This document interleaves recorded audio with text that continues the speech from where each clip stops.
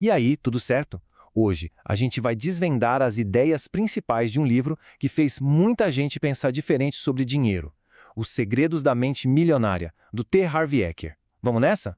Sabe aquela história que a gente sempre ouve, de gente que ganha na loteria e pouco tempo depois está sem um tostão no bolso de novo? Pois é, a gente vai começar justamente por aí, tentando entender por que isso acontece com tanta frequência. E a grande sacada aqui, olha só, não é a grana que a pessoa tem, mas a cabeça, a mentalidade que gerencia essa grana. Pensa bem, tem um monte de milionário que quebra e depois consegue construir tudo de novo. Agora, quem ganha na loteria e perde, raramente consegue se reerguer. A diferença está toda aí, na programação mental. O autor do livro chama isso de modelo financeiro. É como se fosse um programa instalado na nossa cabeça, sabe? Ele foi sendo escrito lá na infância, com tudo que a gente ouviu e viu sobre o dinheiro. E é esse programa que, sem a gente nem perceber, comanda todas as nossas decisões financeiras. E olha que interessante o efeito dominó que isso causa. O nosso modelo financeiro gera os pensamentos, esses pensamentos geram sentimentos, os sentimentos nos levam a tomar certas ações, e claro, são as ações que trazem os resultados. Então, se o resultado na conta bancária não tá legal, não adianta só mudar a ação. Tem que ir lá na raiz, na programação que gera o pensamento inicial. Beleza? Agora que a gente entendeu a base, vamos dar uma olhada em algumas dessas diferenças de programação que o livro chama de arquivos de riqueza. O primeiro arquivo é sobre controle. Quem tem uma mentalidade de riqueza bate no peito e diz: eu crio a minha vida, a responsabilidade é minha. Já a mentalidade de escassez, bom, aí a história é outra. É sempre a vida acontece para mim.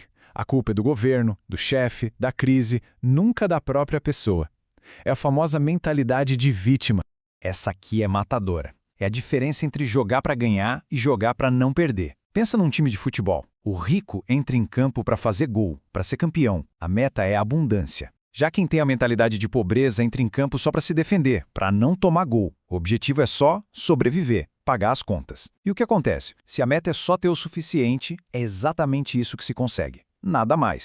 E o foco? Para onde a pessoa olha? A mentalidade de riqueza enxerga oportunidades em todo lugar.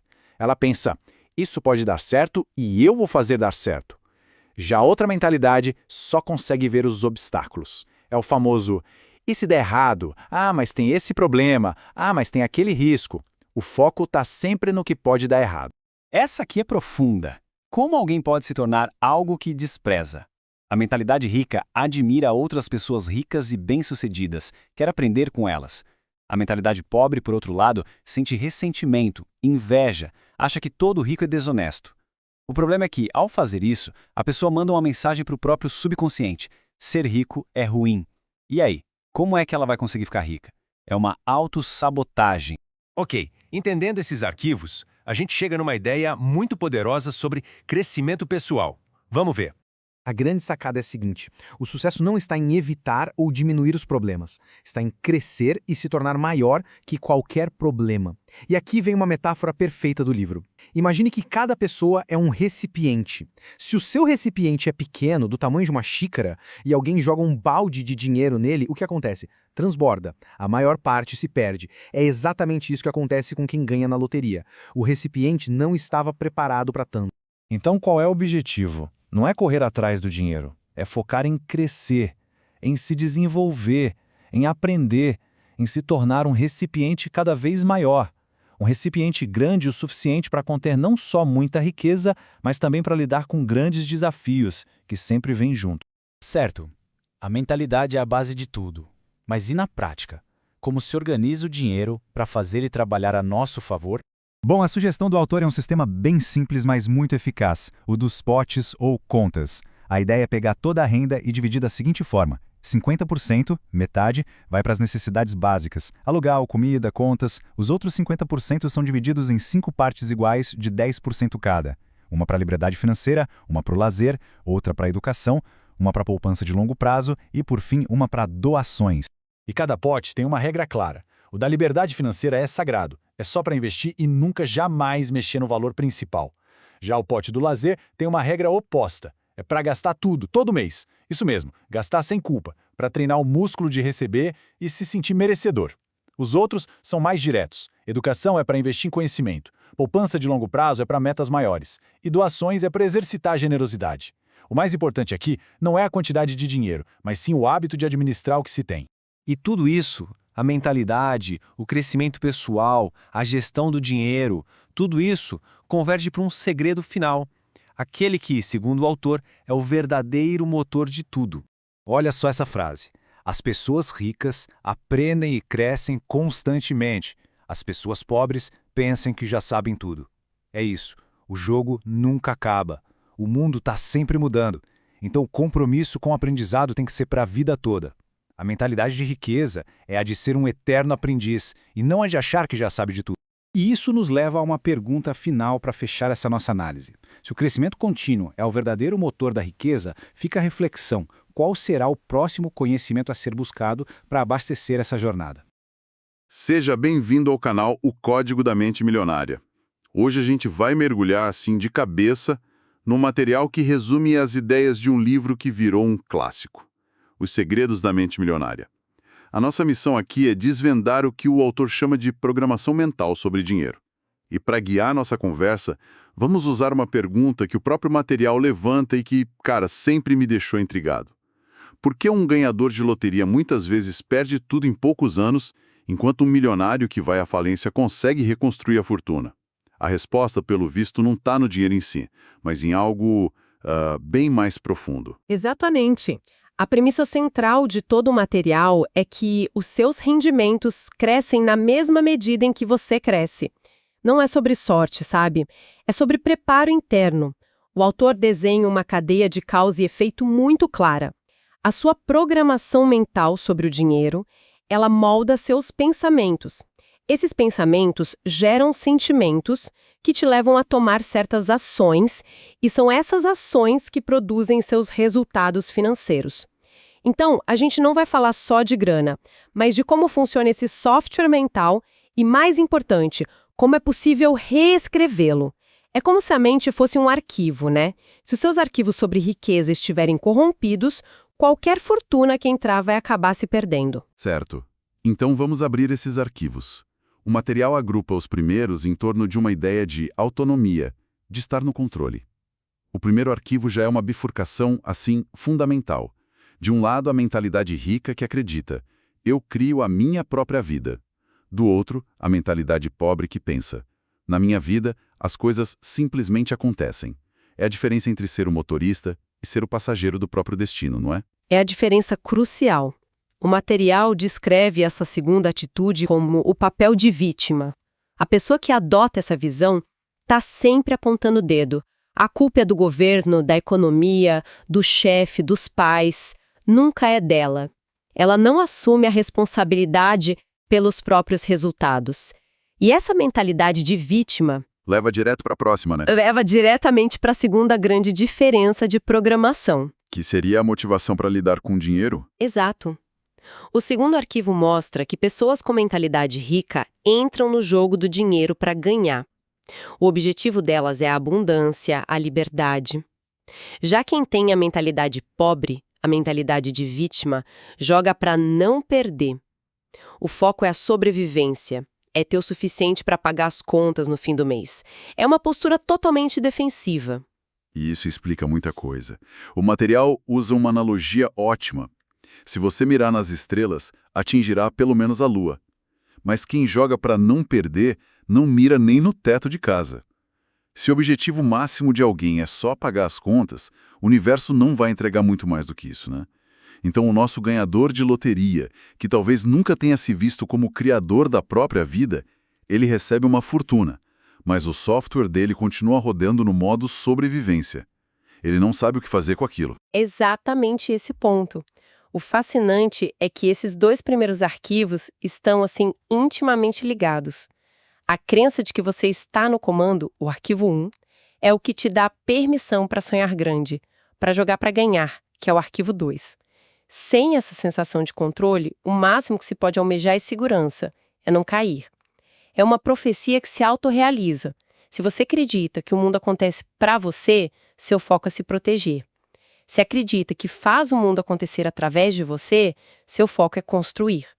É a primeira grande encruzilhada no caminho do nosso milionário e do nosso ganhador de loteria. E essa atitude de se sentir no controle não afeta só a ambição, mas também como a pessoa enxerga o sucesso dos outros.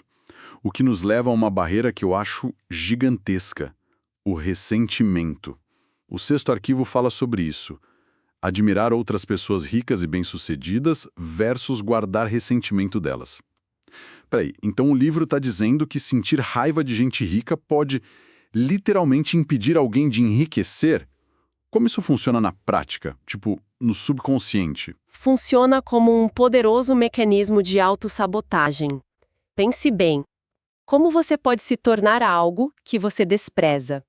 Se a sua programação interna diz que ricos são gananciosos, ricos são desonestos, dinheiro é a raiz de todo o mal, o seu subconsciente vai fazer de tudo para te manter longe da riqueza. Seria uma contradição insuportável se tornar aquilo que você julga negativamente. Quer dizer que a gente sabota o próprio sucesso para não virar o vilão da nossa própria história? Exatamente. O material deixa claro que existem pessoas ricas de mau caráter, assim como existem pessoas pobres de mau caráter. O dinheiro não cria o caráter, ele apenas o amplifica, o coloca sob um holofote. A frase que o material atribui a Abraham Lincoln é perfeita. Se quiser pôr à prova o caráter de um homem, dê-lhe dinheiro e poder. O dinheiro é um intensificador. E essa ideia de admiração em vez de ressentimento se conecta com o arquivo seguinte, o 7º. A importância de com quem você anda. Isso. Buscar companhia de pessoas positivas e bem-sucedidas em vez de se associar a indivíduos negativos. Mas isso não soa um pouco, sei lá, interesseiro? Abandonar os amigos que não são bem-sucedidos? A proposta não é abandonar ninguém, mas entender que a energia e a mentalidade são contagiantes. O autor argumenta que muitos se sentem confortáveis perto de pessoas que reclamam e não progridem, porque isso valida a própria inércia, sabe?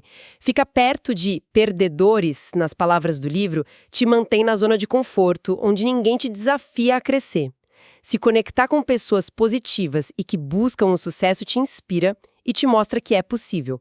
O material não diz para mudar os outros, mas para ser o modelo e escolher passar mais tempo com quem te eleva. Entendi. Então, ao juntar esses 2 pontos, o ressentimento e as companhias, cria-se um ambiente mental e social tóxico. A pessoa odeia os ricos, mas só anda com gente que reclama da falta de dinheiro. É uma armadilha perfeita para a escassez. Perfeita. E é outra encruzilhada. O milionário que faliu procura mentores, se conecta com outros empreendedores, aprende com quem já chegou lá. O ganhador de loteria, talvez por medo de ser explorado ou por se sentir mais confortável, continua no mesmo círculo social que talvez reforce crenças negativas sobre a riqueza que ele agora possui. E isso leva a se livrar dela inconscientemente. E isso nos leva direto para a ação. Não adianta ter a mentalidade certa se não houver movimento. O 4º arquivo fala sobre pensar grande versus pensar pequeno. Mas essa ideia de pensar grande não pode ser perigosa?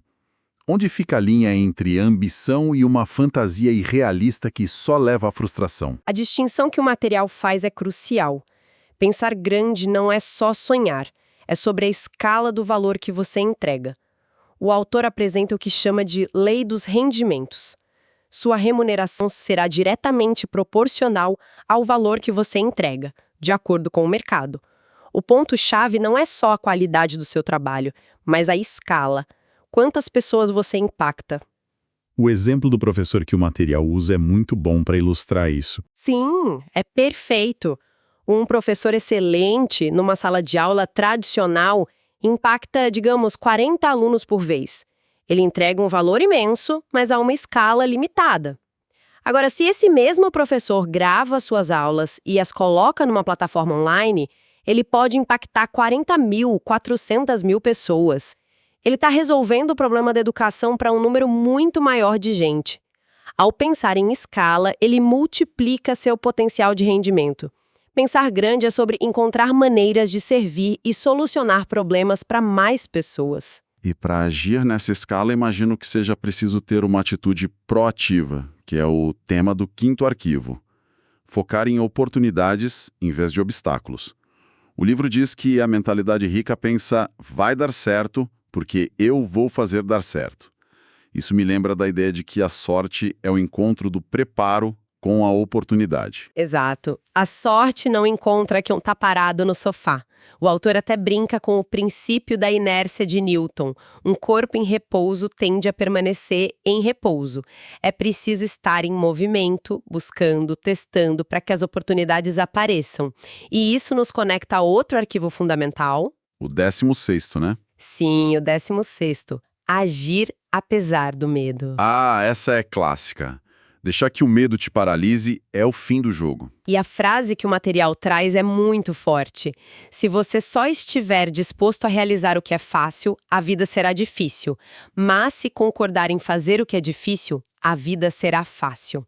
A ideia é que a zona de conforto é um lugar onde nada cresce. O crescimento pessoal e financeiro exige que a gente enfrente o desconforto, que a gente treine o músculo de agir mesmo com medo. A questão não é eliminar o medo, mas ser maior do que ele. Certo. Já entendemos a base mental: responsabilidade, ambição, admiração e ação. Agora vamos para a parte que muita gente espera. A mecânica do dinheiro, a parte prática. O material diz que o arquivo mais importante de todos é o 13º, que trata da diferença entre focar no patrimônio líquido e focar no rendimento mensal. Por que essa distinção é tão vital? Porque o rendimento mensal, o salário, é apenas um fluxo. Ele pode ser alto, mas se os seus gastos também forem altos, você não está construindo nada. É o caso do médico ou do advogado que ganha 50 mil por mês, mas gasta 51 mil. Ele tem um padrão de vida alto, mas está financeiramente quebrado. O patrimônio líquido é a verdadeira fotografia da sua saúde financeira. É o que você possui menos o que você deve. É o placar real do jogo. E como se constrói esse patrimônio? O material divide em 4 pilares, certo? Sim, e a ordem é importante. O primeiro é o rendimento. Ele pode ser ativo, que vem do seu trabalho, seu salário, e pode ser passivo, que é o grande objetivo. É o dinheiro que entra sem que você precise trabalhar ativamente por ele. E renda passiva não é só juros da poupança, né? É um conceito mais amplo. Muito mais amplo. A gente está falando de aluguéis de imóveis, dividendos de ações, royalties de um livro ou música, lucros de um negócio que funciona sem sua presença constante. É criar sistemas que geram dinheiro enquanto você dorme.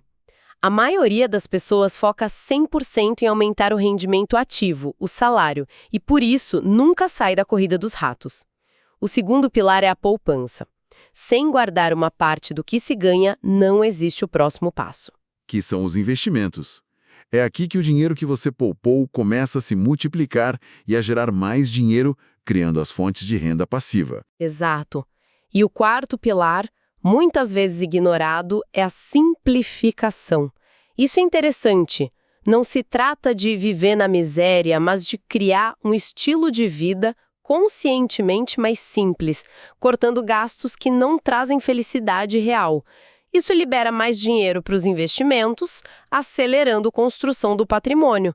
É sobre ser intencional com o dinheiro. Faz todo sentido. E para gerenciar tudo isso, o 14º arquivo fala sobre a importância de administrar bem o dinheiro. Mas muita gente pensa, quando eu tiver mais dinheiro eu começo a administrar. O livro vira essa lógica de cabeça para baixo, não é? Totalmente. Ele argumenta que o hábito de administrar é mais importante que a quantidade. É como ir à academia. Você não espera ficar forte para começar a levantar peso. Você levanta peso para ficar forte. Você precisa provar ao universo e a si mesmo que sabe lidar com o pouco para estar apto a receber o muito.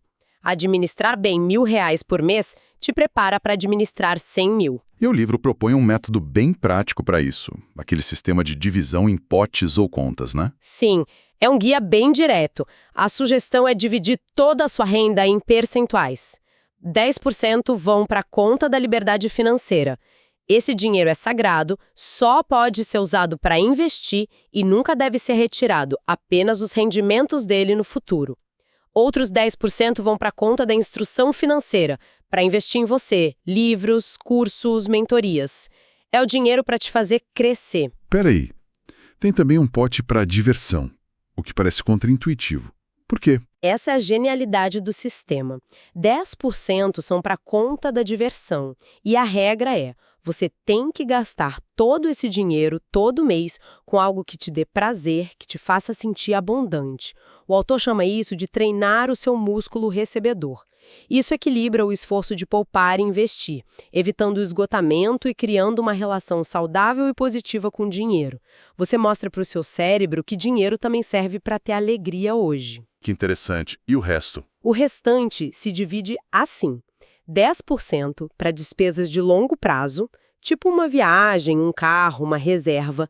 10% para doações, para exercitar o desapego e a gratidão, e os 50% restantes para as necessidades básicas. É um mapa claro para dar um destino a cada real que entra. E a lógica final de tudo isso é o 15º arquivo. Fazer o dinheiro trabalhar para você, em vez de você trabalhar duro pelo dinheiro a vida inteira. É o fechamento do ciclo. Exatamente. O objetivo final é usar esse sistema para construir fontes de renda passiva que cobram o seu custo de vida. O livro define liberdade financeira de forma muito elegante. A capacidade de viver o estilo de vida que você deseja sem ter que trabalhar nem depender do dinheiro de ninguém. É quando os seus ativos pagam suas contas. O ciclo é esse. Você trabalha duro pelo dinheiro, administra bem para poupar, investe para multiplicar e, no fim, o dinheiro trabalha duro para você. Então, o que tudo isto significa?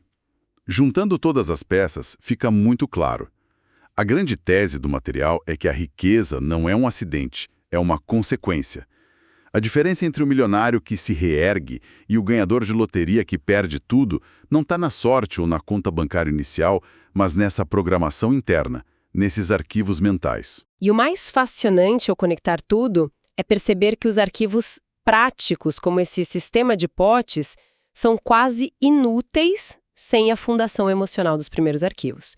De que adianta saber dividir o dinheiro em contas se no fundo você sente ressentimento pelo sucesso, o arquivo 6, ou se vê como uma vítima das circunstâncias, o arquivo 1. A mecânica financeira só funciona de verdade depois que a mentalidade está no lugar certo. Administrar dinheiro é menos sobre planilhas e mais sobre curar nossa relação com o sucesso e assumir a responsabilidade pela nossa vida. E acho que o alicerce de tudo isso, o que permite que todos os outros arquivos sejam instalados, é o último que o material menciona: a disposição para aprender sempre. Os ricos, segundo o livro, estão em constante aprendizado e crescimento, enquanto a mentalidade pobre acredita que já sabe de tudo. Essa é a chave mestra, a transição de uma postura de sabe-tudo para uma de aprendiz-tudo é o que abre a porta para a mudança.